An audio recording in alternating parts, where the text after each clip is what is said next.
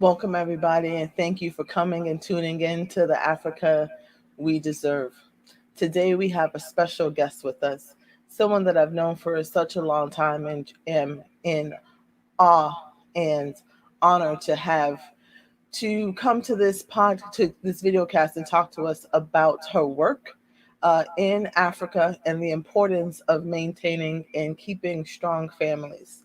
Carmen Del Rosario will be joining us today, and she'll be talking to us about how she is contributing to build the Africa we deserve. Hey, Thank you so Carmen, much. Hey, how are you? I'm very good. I'm very good. Thank you Great. so much for invitation and for having me today. There is no other person that I would want to come on this show today other than you. So we are right in spirit working together.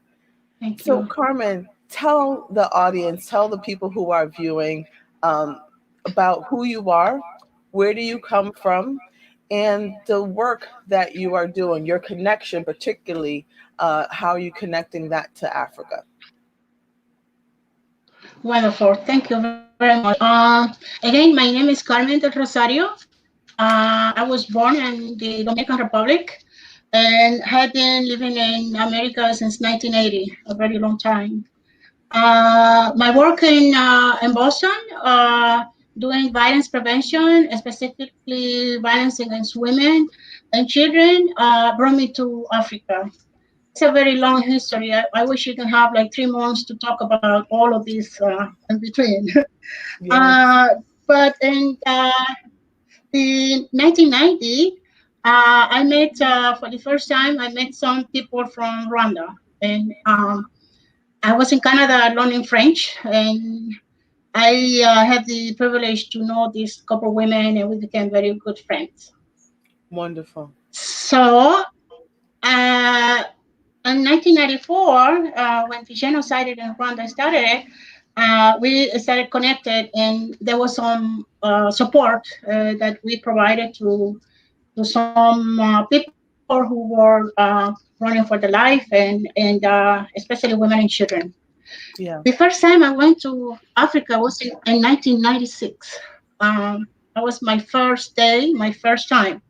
And I can confess that as soon as I put my foot on the ground, I say I am home. Ah, yes. And it's something when I talk about this, I get a little bit emotional because it's true. It's like coming from Dominican Republic and living in America and then going to Africa and look around and looking that people look like you and people accept you how you are is something that really touched me, and I knew I was home. Hmm. So the work that I have been doing against with prevention and response to violence, all type of violence, specifically violence against women and children. Uh, I have been doing this work for 27 years, Wow. different part of the world. Um, in Africa for almost 11 years. Wow. I have. Mhm. I'm just so like in awe. So you've been in Africa for 11 years, and I met you doing work in public health work in the early 2000s. And you've been Exactly. doing this work for 27 years. What expertise that you have. Well, I see it as a privilege. I have been so privileged, and with the opportunity to continue, especially to be alive. I could have been killed so many times, but I'm alive. And I see it as a mission and responsibility to continue sharing Hmm. knowledge Yes, and experience. So that is the role I have, and is part of who I am. that's fantastic. So Uh, tell us more about the gender-based violence work that you're doing. Tell us about your organization and the activities that you're carrying out across the globe. Wonderful. The work of gender-based violence is a comprehensive work. It's when we look at violence against women not only from one angle, But for the, overall, how violence affects women and children and Mhm. family and community and men. Yes. And when we talk about gender-based violence, it's like an umbrella that has different type of violence under the gender-based violence definition. Okay. And the one, one of the type of violence on the gender-based violence is the domestic violence. And Mhm. I'm going to talk a little bit more about how domestic violence affects the development of the women, all Yeah. type of development, but it's also the sexual violence. And I had I'm going to say the honor to work in places where sexual violence was used as a tool of war. I Yeah. work in Congo and Goma doing the work, and I work in Timbuktu and Mali doing the work. And Mhm. seeing how, again, sexual violence and rape had been used as a tool to get to the women. But when we talk about the roots of the cause, why this violence against women is happening during this time, we need to understand that it's a way to get back to the other group by Mhm. using the women. Mhm. By We raping, don't think about that often here in the United States. We don't think about sexual violence as a tool of war. yes, And you've been in the continent of Africa, in DRC, in Rwanda, in Mali, mhm, seeing firsthand about the hurt and trauma and pain that is women are subjugated to due to this act of war. exactly.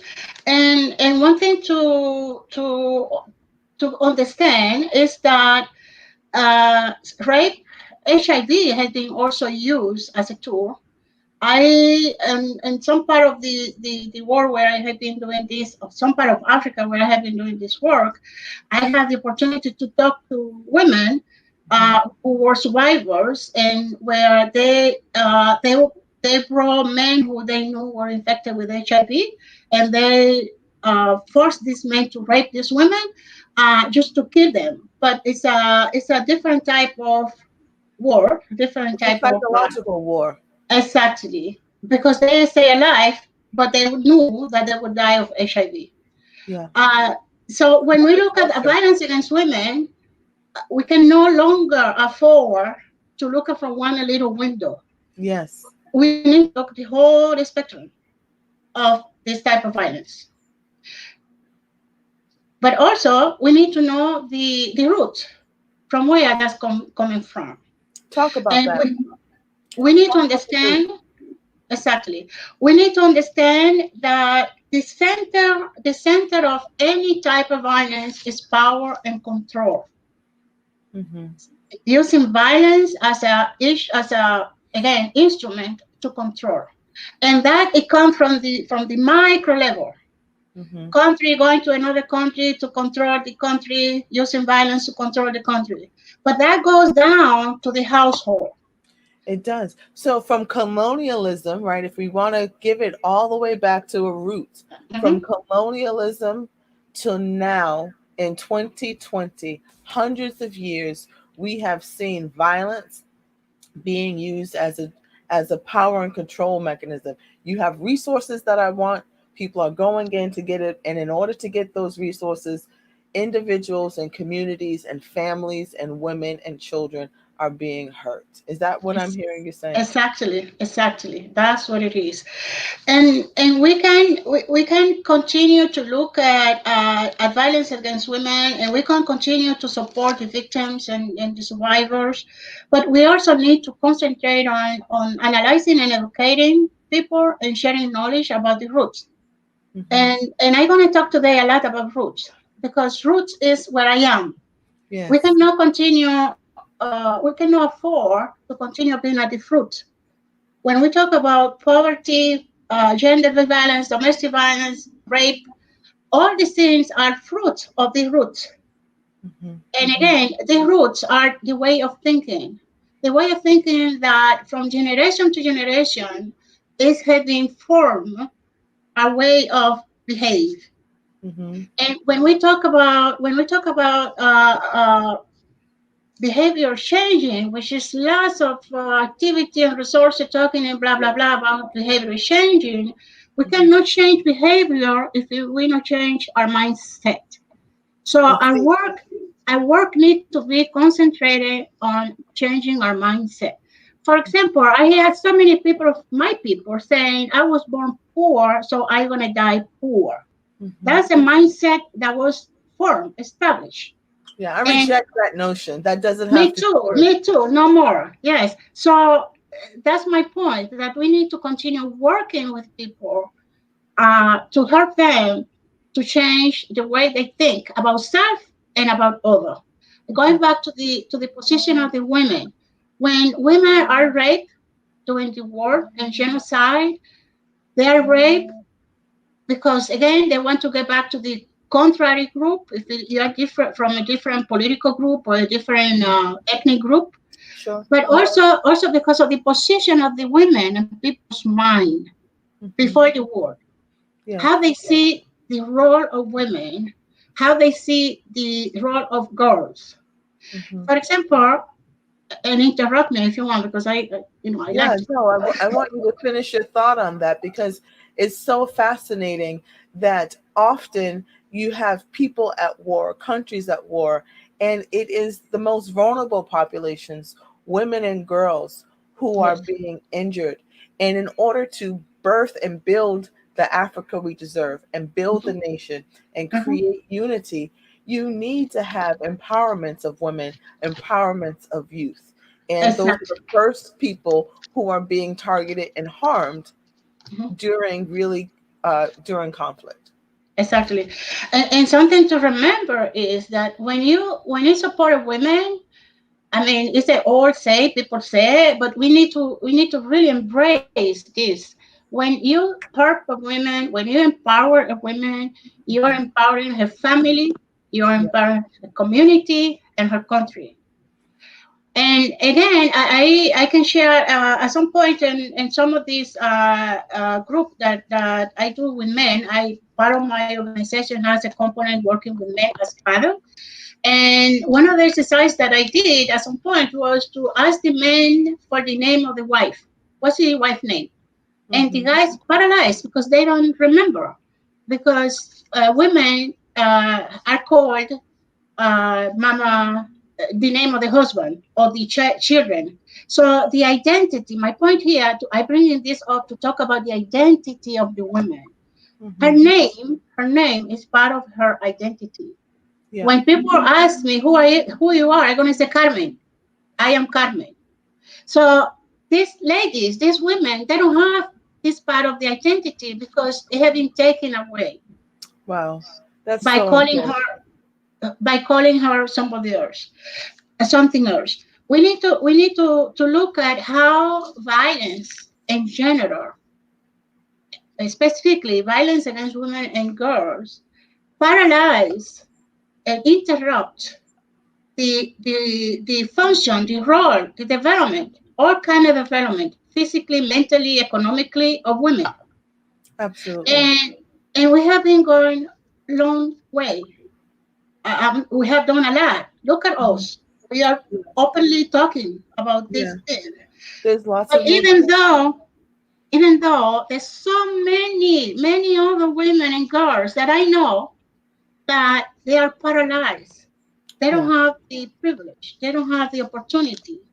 And here we are creating opportunity for those women. And my point is that the health, the mental health of women, the physical health of women, the development of women, the education opportunity for women. As Hmm. we know, there's some places where priority is given to the boys, to the girl. We need to start, and this is part of my recommendation that I always give, is to look at women as I'm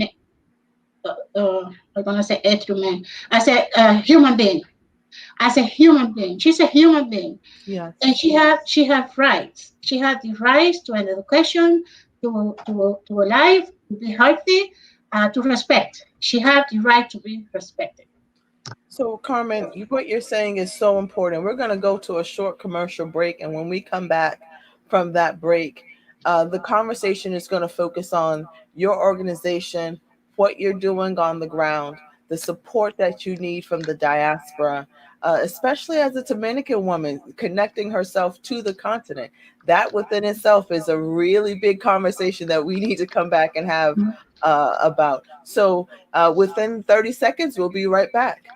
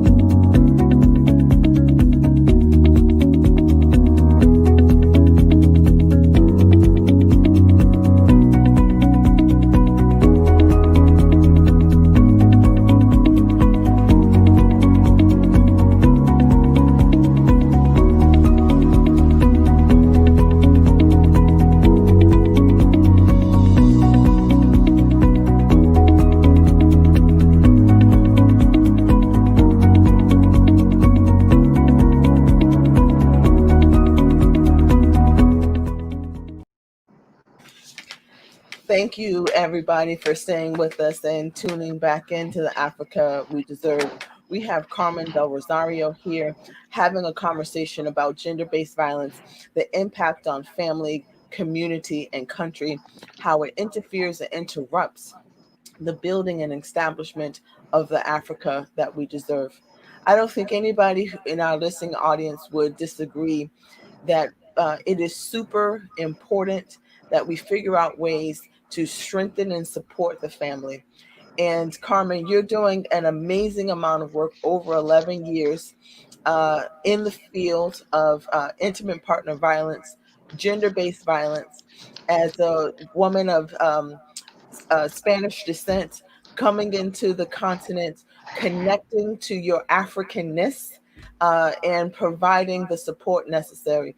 Tell us about your organization, what you're doing, and how the diaspora, your brothers and sisters throughout, can come together and support the work. Again, thank you so much for the opportunity of sharing information about Roots of Transformation International. That's the name of my organization. And Roots of Transformation heading on the I said preparing. I have been preparing for this for many years. And the idea is to use the knowledge and the experience that I have to bring that to the construction of this organization. Process transformation mission is to make a stronger community where women, men, and girls and boys can live the life that they deserve, the life that they were meant to, they have the right to have. Mhm. By doing that, we look at transformation and change and transformation. And one of the way that we are doing that is to with providing capacity building to individuals and community groups, leaders, religious leaders, all type of leaders. Capacity building specifically understanding the self, and this is a very African principle. I can know, understand you or know you if I don't know myself. So the Mhm. idea is to work with people together to explore, to look at who you are and what form the way of thinking, your mindset, and to look at this what I call the box, and to look at this all this information that give us a way of thinking were there before we came. And it become a cycle of knowledge. That's what I call it. Cycle of knowledge because it comes from the grandfather to the father to the children to the family. And it goes on and on and on. And that has to do with practicing of so many traditions that are also harmful. Mhm. It goes automatically without thinking. Why are you doing this? I'm doing it because my mother did it. So no analysis, no thinking. So roots of transformation is helping people to understand the roots of issues, and again specifically to understand the self physical, the self mental, and the self and spiritual, and to make the connection on between those three sets. We work with men. I strongly, based on my experience, I believe that men that do violence is they're doing that because that's what they learned, and it can hurt them to undo this. I have experience. I have a program where we are working with men in a very successful way. I don't see a human being as a necessarily a criminal. He is practicing or she is practicing what she or he they learned. Sure. When we the idea of roots of transformation again, it can or to do a to obtain a sustainable behavioral change. When we talk about everything, everything is a behavior. Hmm. So what it is that we need to change in order to do that. I work again, have been successful in a few countries, and we are legally international NGO. And at this point, I'm really looking to expand the organization and looking for support, financial support, Hmm. to continue the empowerment of women because we can no longer, for example, when you go to the international work, there's a lot of work happening with women, helping them to make soap. Hmm. Nothing wrong with that. Don't take me wrong. But by making soap and selling the soap, she's not gonna make money. That's not true economic development. And a part of building the Africa we deserve is creating enterprise, is creating businesses that you're able to have a margin, you're able to have a significant profit, that you are able to help contribute to elevating your family out of poverty, out of situations where you don't have choice sometimes, right? And you're able to Yes. make different decisions. So creating strong businesses and making those strong businesses comes into play where we no longer allow our raw product to leave the continent and is Mm-hmm. refined someplace else and then sold back to us transformed. We are looking to transform that product on the ground so that tomato, instead of sending it someplace else, we make the tomato paste, we make the orange juice, we make the pineapple. We're able to do that. And that is really creating industry. And so this work that you're doing is so important because it ties in the gender-based violence and the economic development piece. And Mm-hmm. that is hugely important for our listening audience who are looking to come together and find an activity to join with, to think about partnering up with Carmen and the work that she's doing. Carmen, I want you to tell the audience the countries that you're currently working in. Right now, I am in Djibouti. In English, we say Djibouti. I keep saying Djibouti in French. Djibouti, which is a very, very small country in the whole of Africa. Hmm. It's a border with Ethiopia and Somalia. Yeah. Uh, it's a country it's a wonderful country, and I am really, really, I've been there for 6 years. I'm really pleased with with the work that the government is doing in terms of responding to the needs of women and girls uh, and men. There's law, for example, there's a law against the female genital mutilation in Djibouti, and the government is implemented this law in a very wonderful way, where it's really, really promising. One of the things that I really like about the working there is the coordination.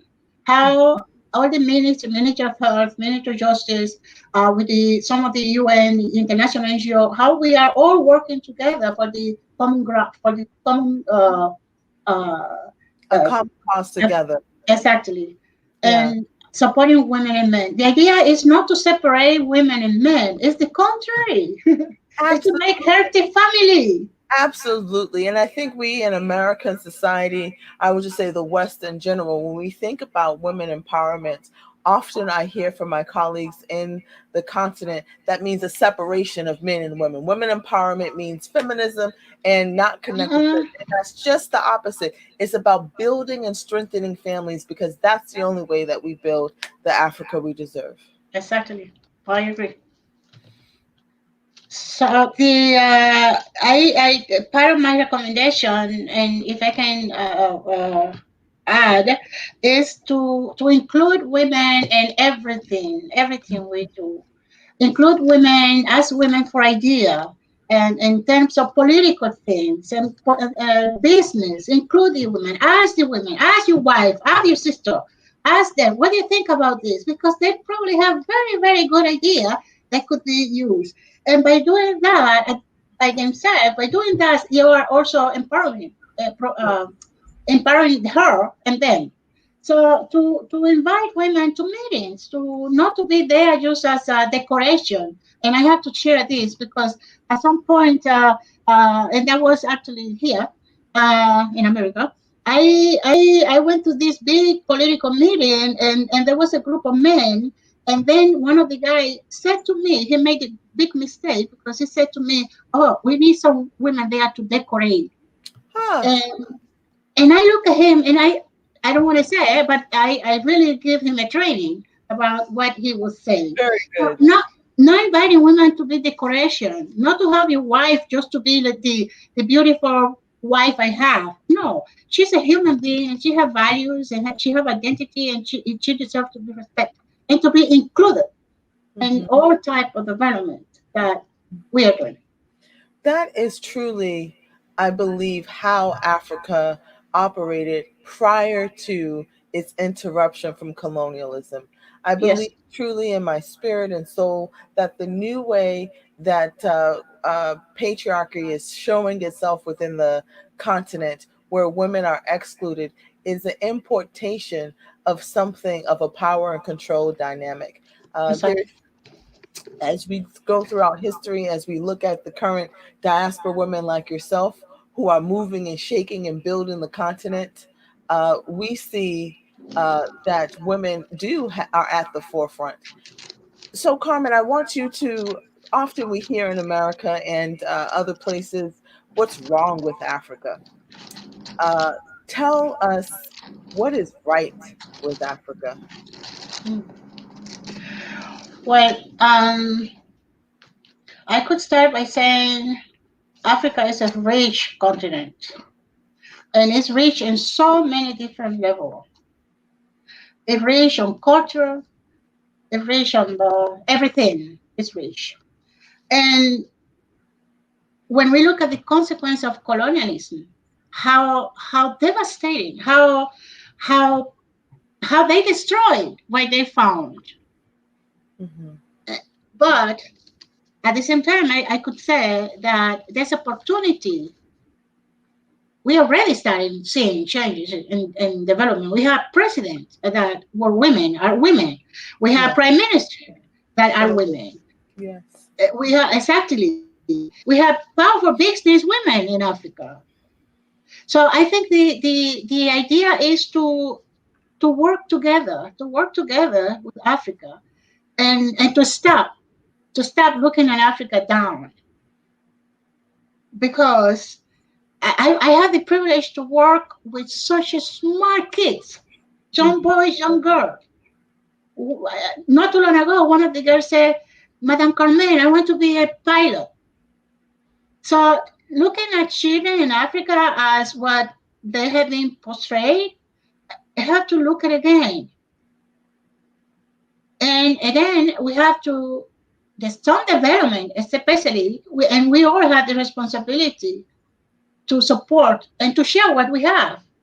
And what we have could be knowledge, it could be money, it could be ideas, it could be all these things. And this is our responsibility to do that. And Africa, Africa is powerful. Yes, it is. When you meet someone at 18 years old girl or boy and she speaks 8 languages, for God's sake. And then when you look at a woman who has survived the terrible genocide in Rwanda, and she had 5 children that were killed. And actually, she's a best friend of mine now. She had 5 children who were killed during the genocide, and she went out there to the street and she grabbed 5 children. She didn't know them, and she raised those children as their own. Hmm. Tell me if that's not powerful. I mean, so many women and men in Africa could be in a little corner crying, justified. I mean, it's justified to be crying. If someone killed my 5 children, I would be crying forever. Yes. But when you see the courage, when you see the spirit, that's what it is. It's powerful spirit of survival. So we need to look at Africa with respect. And I Truly. stop there. So, Carmen, it is with respect that I am so honored to have known you for all of these years. You are what is right with Africa. You are powerful in the work that you're doing with your organization. I want to put this plug in shamelessly to our listening audience. For those who are interested in doing work in Djibouti and other areas, Carmen is the connection necessary in order to move into that region to do amazing work both in the business and economic sector, but also most importantly, in the role of rebuilding families and strengthening families, because the Africa we deserve starts with a strong family. Thank you for coming to the show. I truly appreciate it. Until next time, everybody, keep on building the Africa we deserve. Yeah, yeah.